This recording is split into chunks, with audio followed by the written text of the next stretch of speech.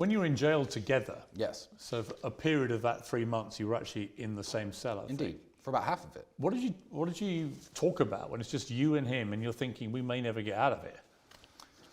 Lots of things. Books, religion, the case, obviously, explaining, trying to understand. I mean, you're in a cockroach-infested tiny cell together. Yes. You've gone from being the top G and his brother with your Bugattis, your cigars, the lifestyle, the women and so on, to literally nothing in a very degrading environment that you find yourself in. And you've got no idea how this plays out or how it ends, or even if you get out. I mean, that's a big moment.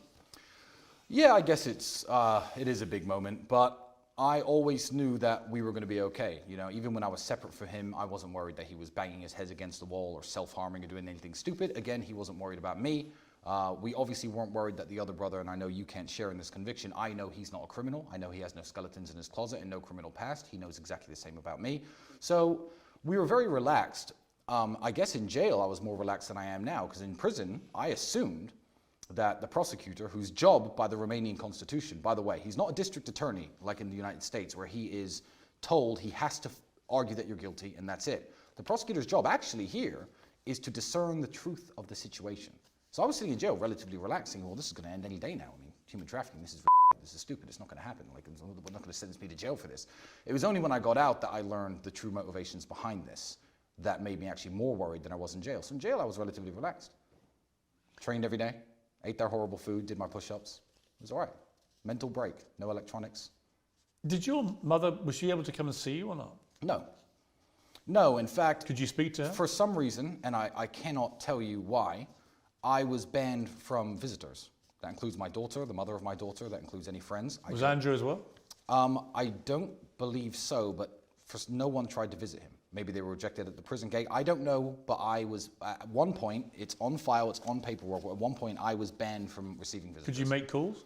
Yeah, there was some phone time, but I didn't make a single call while I was in prison. I spent 3 months without speaking to anybody.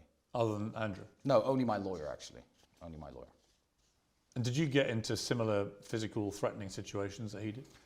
No, I mean, Andrew had like a few Mexican standoffs, let's say, but I think that jail is a world of realities and, you know, lots of tough guys, whether they be Romanian or British or American. Nowadays, the tough guy move is, you've offended me, I'm going to use my phone, I'm going to call the boys, and the boys are going to come beat you up. I think that that is the standard operating procedure in lots of the world. I mean, as Andrew said, I come from a council state. I understand this very well. When you walk into a prison cell, that's not the reality. The reality is if I start a fight with this guy, it may be 10 to 15 minutes before anyone shows up. And I'm a 6'4", 17.5 stone former kickboxer. Everyone knows me. Everyone knows I'm a professional athlete. So I actually didn't have any problems at all. I would say that everyone was very kind and very respectful to me.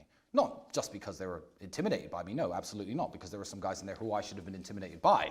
But I give respect and I think I receive it back, and I did okay in that environment.